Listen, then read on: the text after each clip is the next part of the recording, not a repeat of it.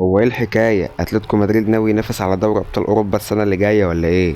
اتلتيكو مدريد عامل صفقات مرعبة بيدعم بيها صفوفه.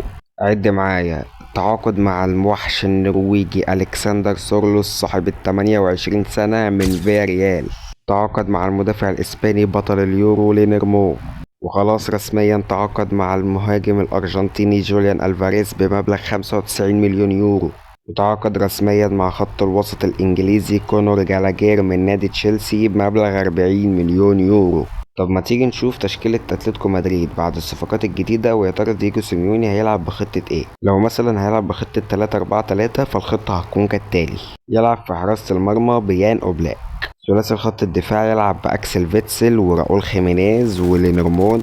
خط الوسط من اليمين للشمال يلعب بمولينا وكونور جالاجير ورودريجو ديبول وصامويل لينو.